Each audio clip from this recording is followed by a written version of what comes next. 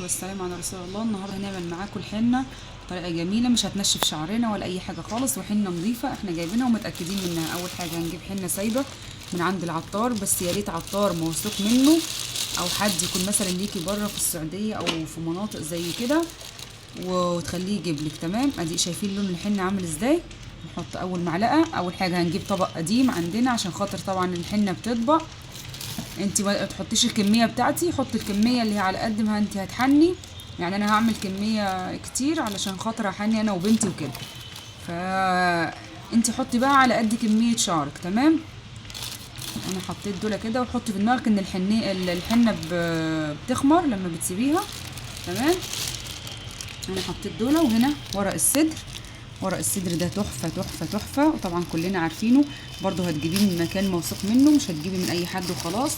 يا اما ما عندكيش حد بيبيعه اللي هو مطحون زي كده، شجر النبق، من اي شجر نبق هتجيبي منه ورق وتنشفيه، تغسليه وتنضفيه وتنشفيه وتطحنيه وتخليه عندك في البيت. ده استخدامه كتير قوي، هعمل لكم عنه ان شاء الله فيديوهات كتير قوي.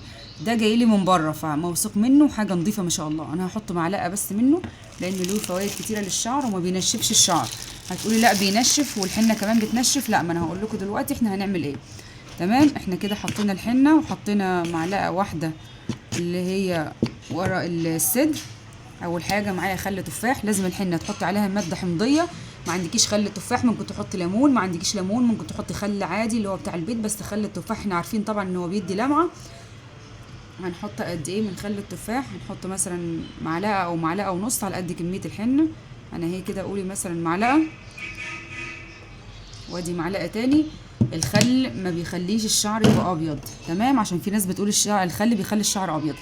هنا زيت الافوكادو، لازم الزيوت دي تحطيها علشان خاطر تتجنبي خالص ان الشعر ينشف. انا معايا زيت الافوكادو ومعايا زيت اللوز الحلو. تمام كده، هنحط معلقه من ده ومعلقه من ده. دول مش هيساعدوك ان الشعر اساسا ما ينشفش. ولازم الزيوت ده برضو تجيبيها من مكان موثوق منه، مكان نظيف. لو عندك حد بره ممكن يجيبها لك. اول حاجه ادي معلقه يعتبر ونص. تمام كده، ده مش هيخلي الشعر ينشف خالص. اللي احنا هنعمله ده حنه لو انت عايزه اللون يطلع بني. تمام، لو انت عايزه اللون يطلع احمر فهتضيفي الحاجات اللي انا هقولك عليها، انما انا بعمل الحاجه اللي هي بيطلع بني.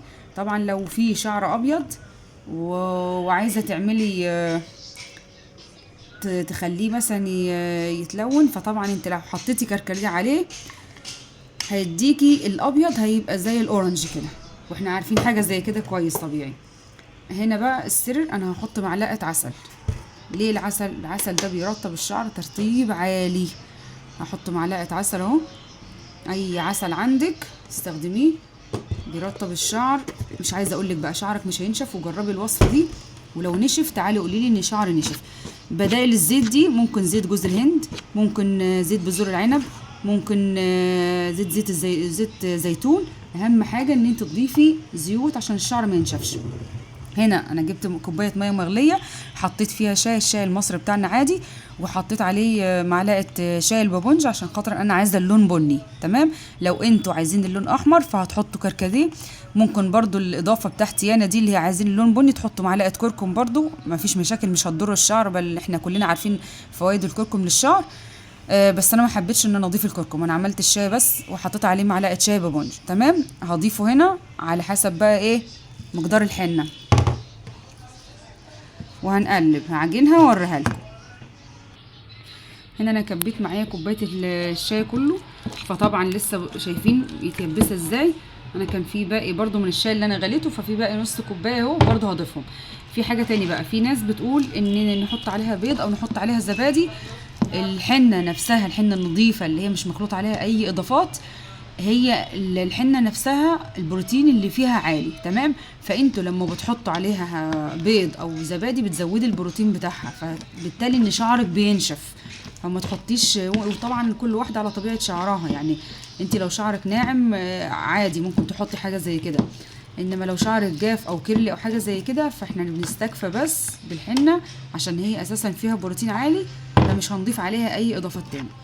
لو يا رب اكون كده جاوبت على كل الاسئله. هنعجن الحنه ونخمرها قد ايه؟ هنحطها مثلا معاكي من 4 ساعات ل6 ساعات، ممكن 8 ساعات. تغطيها وتحطيها في مكان ضلمة وتسيبيها تخمر. بعد كده بتحني الشعر بيها. بتحني الشعر بتقعد قد ايه على الشعر؟ يا ريت ما نزودش عن 4 ساعات، يعني ممكن معاكي ساعتين 3 4، عشان ايه؟ بس الشعر ما ينشفش. تمام.